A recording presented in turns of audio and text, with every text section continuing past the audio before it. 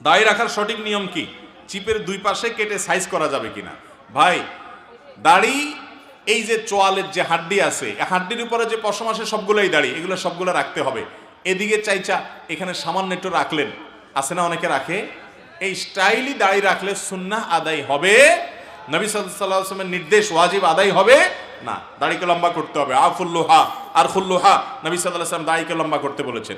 কেউ যদি একটু ছোট করে তাহলে সেক্ষেত্রে এক মুষ্টির নিচে যদি হয়, সেটা তো জায়েজ হওয়ার কোনো রাস্তাই নেই।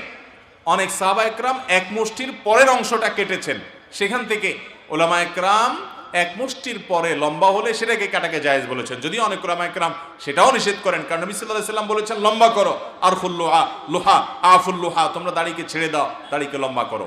এই জন্য দাড়ি একদিক থেকে চাইছে, আরেক দিকে একটু রেখে দিলেন, ফ্রেঞ্চ কাটিং, এটা সেটা ভূতের মতো, এগুলা জায়েজ নাই, এগুলা মুসলমানের দাড়ি না।